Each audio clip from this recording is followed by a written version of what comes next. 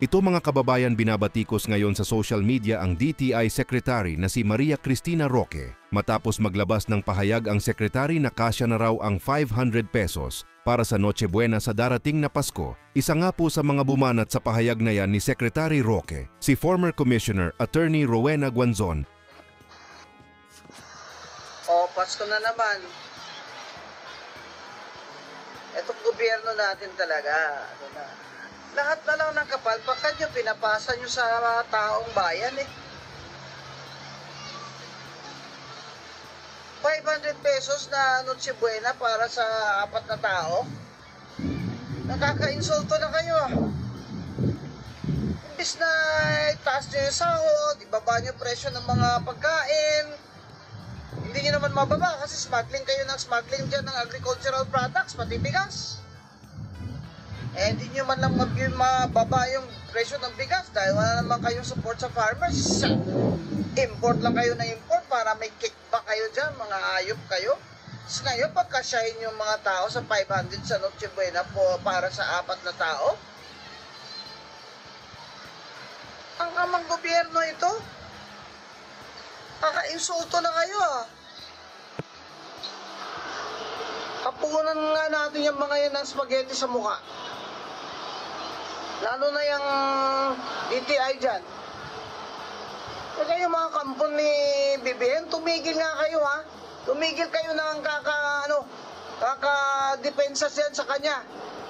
Bangag yan. So ayan po mga kababayan ang matinding birada ni Attorney Rowena Guanzon. Ang mali po kasi dyan mga kababayan, bilyon o trilyon nawawalang pera di umano sa administrasyong Bongbong Marcos dahil sa korupsyon. Tapos sa darating na Pasko ang gusto mangyari ng DTI Secretary magtipid ang taong bayan, kaya tuloy birada ni Juliana Parizcova sa kanyang post.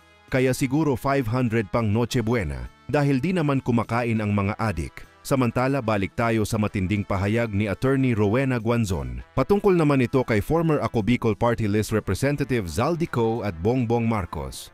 Kaya sinabi ni inutusan ni Bongbong si Secretary Amina na sabihan si Zaldi, yun ang sabi ni Zaldi ko na i-insert mo dyan 100 billion sa presidente yan. Okay. Sabi ni Zaldi, siyempre lulubo. Yeah. Yan ang tinatawag natin bukol. Yes. Diba? Yes. Bubukol eh. So, sabi ni Zaldi dun sa dalawang USEC sa Office of the President, presidente ba talaga to? Mm-hmm. Sabi nung dalawa, yes, Chairman. Tinanong niya rin si Martin Romualdez, nag-utos ba si ganito? Sabi ni Secretary Pangandaman, sabi ni Romualdez, what the President wants, the President gets. Okay. Kaya pinasok niyang 100 billion na yan at ang SOP ni Bongbong ay 25% sa 100 billion. So, 25 billion sa kanya. Walang kapawis-pawis.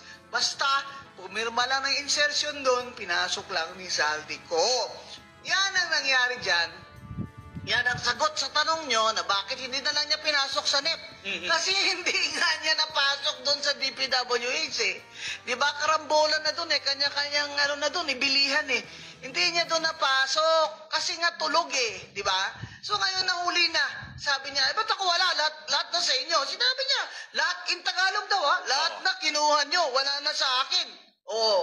Alright. Ganun siya magsalita. Okay. So, Kaya ako the probability that that is true is high. Kasi yung language na ginagamit, yun ang language ni Bibi. Ang language ni Romualdez in English, ganun ang language niya. And you know, Zaldico, utusan yan eh. Di ba?